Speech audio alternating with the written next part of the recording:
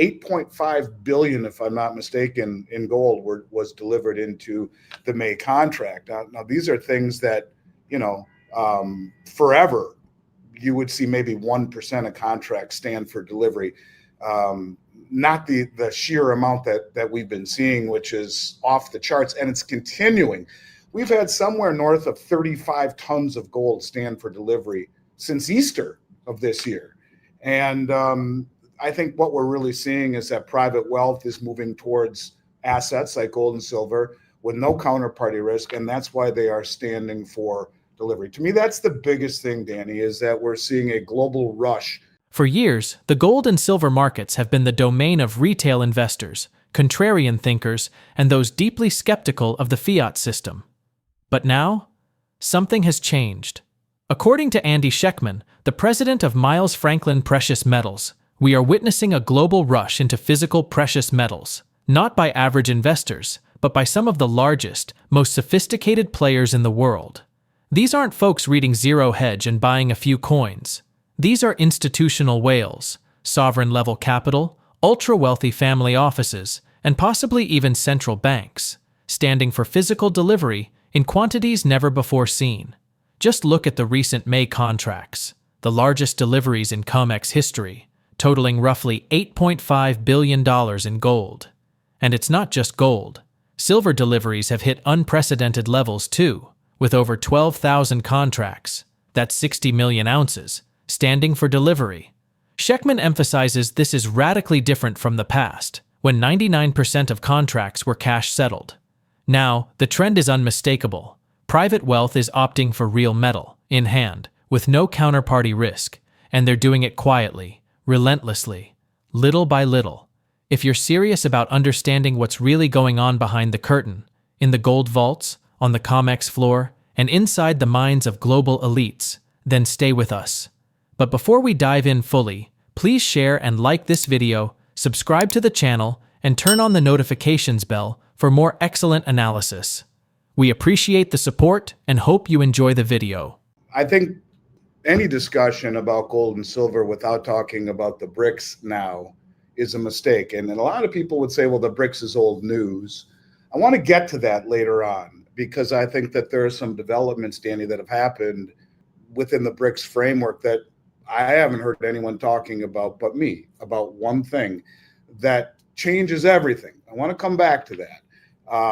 I think the thing that I've been focusing on the most, really all year, has been the amount of gold that's been coming in to the United States. Now, we know that countries like China have been buying gold. In fact, they expanded their gold reserves for the 7th straight month in May.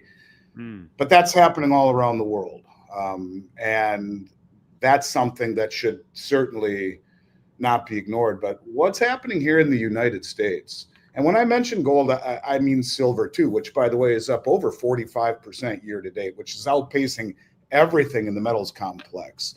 But when we talk about gold, to see the amount of deliveries coming into COMEX, and really no one knows who is behind it, is something that I think needs to be really contemplated in the respect that, as an example, the May gold contract and silver contract. The May gold and silver contract were the largest deliveries into the COMEX market in history.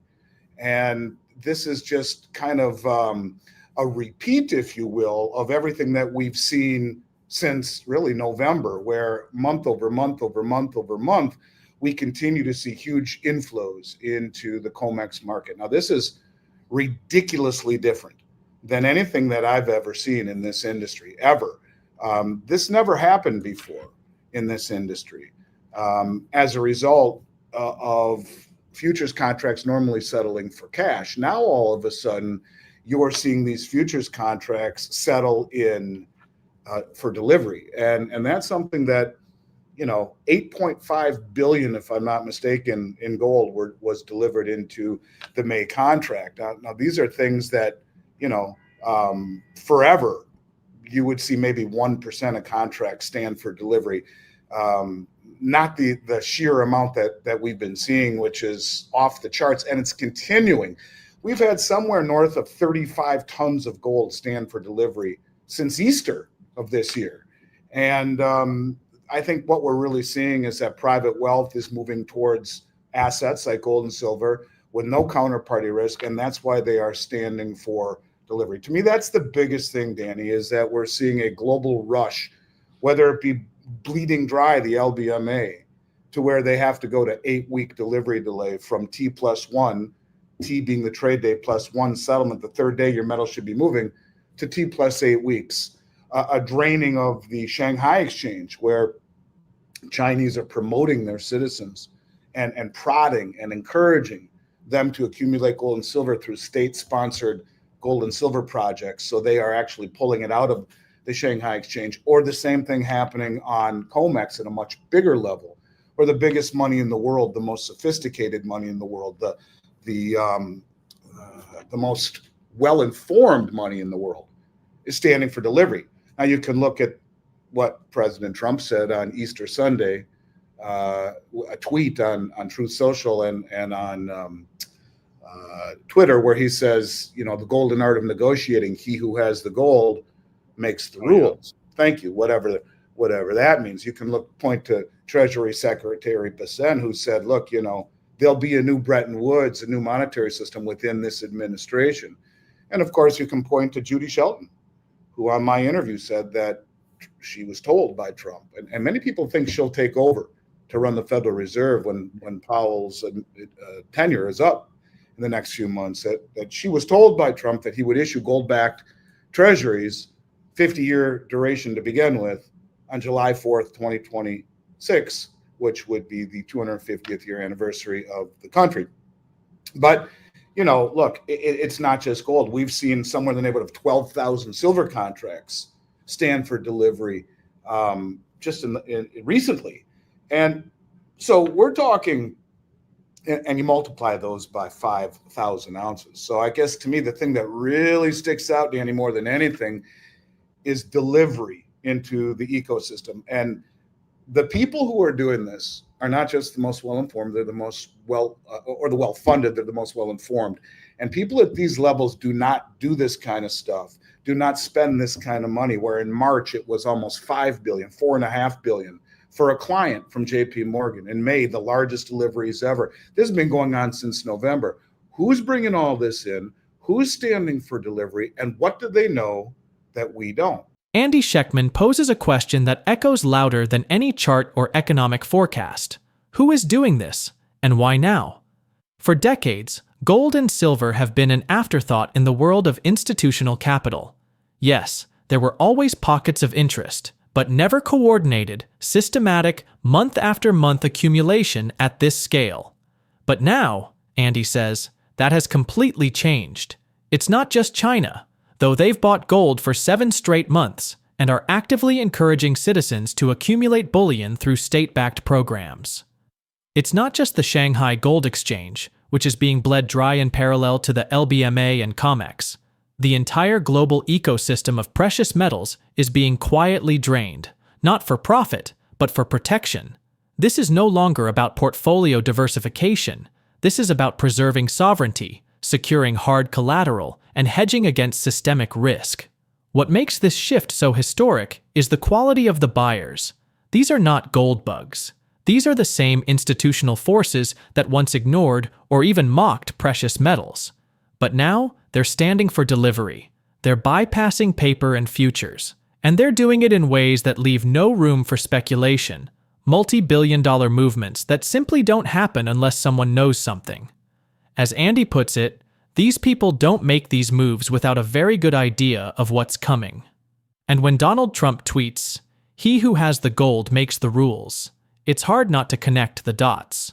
From rumors of gold-backed treasuries to talk of a new Bretton Woods system, it seems the long-suppressed monetary metal may be reasserting its ancient role, not just as a hedge, but as a weapon in global negotiations. Of course, the price keeps moving higher. You find that these players make these moves prior to the price moving, using the suppression of the COMEX market and the LBMA to their advantage. And there are those that think, like Eric Young, the King Kong on X, who believes the Chinese are doing the same thing with silver, shorting the paper price in New York and buying physical in non-price setting locations around the world to accumulate it at subsidized prices. They're playing the game, a long game, to drain the shelves. And I guess what I would say is that when players at that level stand for delivery to the degree that they have, there's something much bigger at foot than any analyzing would ever tell you. It's just simply these people don't make these kind of moves in a preemptive fashion without knowing what's coming or having a very good idea of where things ultimately go. And here we are looking at silver, where today, so like 36.75, I believe. Yep, man, you got it. The futures are up $1, up 2.81%. So we're talking something's going on. And silver is now, this is the third time in history it's been this high, which is kind of crazy if you think about it. And when we get through this resistance in the mid 40 range, there's nothing standing in front of it. And I guess Vince Lancy made a great point, and he said, silver is where gold was, 18 months ago or however long ago before it started to make its move. And on a technical level, this long building 45-year cup and handle base building, it's right at the mouth of the cup, about ready to break through, and it's right, breaking through that resistance as we speak. So, yeah, I think it's the action in the metals market that to me, along with deliveries, that is something that I pay real close attention to. This stuff doesn't happen just for the hell of it. And if you look at what's happening in China right now, by the way, silver closed yesterday at 38.29. This is the arbitrage that the Chinese and the Shanghai Exchange are using to entice anyone stupid enough in the West to sell our silver at a much higher price.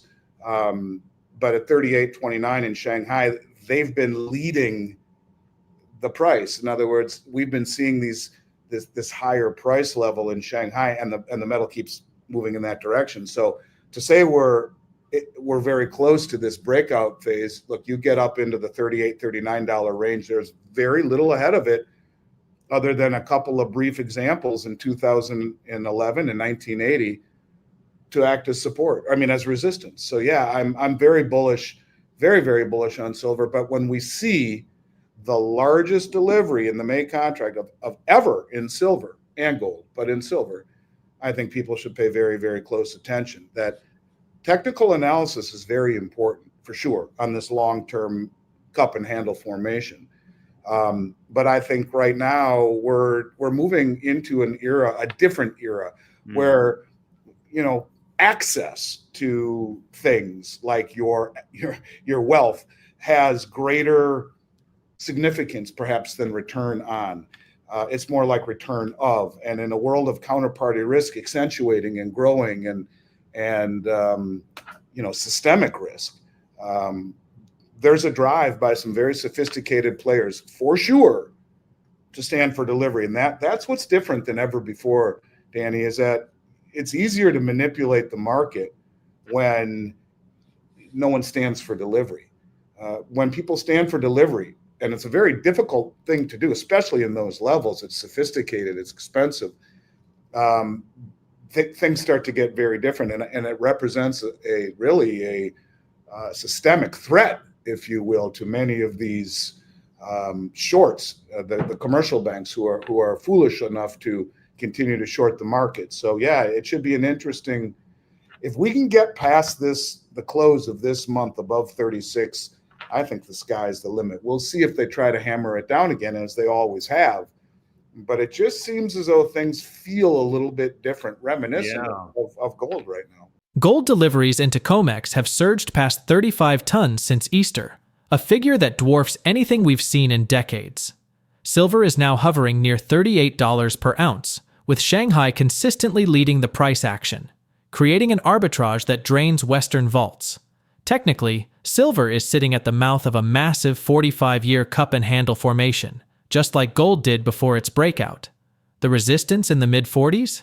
It's thin. Once silver clears it, the ceiling is gone. Andy believes we are now moving into a new financial era, one in which return of capital may soon matter more than return on capital. This is about wealth preservation, and standing for delivery in these markets is not an act of speculation. It is an act of defense, A signal that something bigger is coming.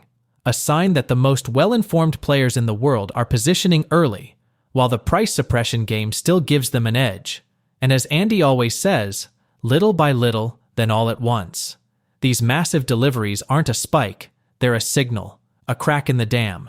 Because when people at the very top start buying silver and gold like their life depends on it, maybe it's time you start paying attention too. If you found this analysis valuable, smash that like button, share this with someone still sitting on the fence, and make sure you subscribe for more real market intel, not the mainstream noise. Because when silver breaks out, you won't want to be the last one through the door. Thanks for watching and see you in the next one.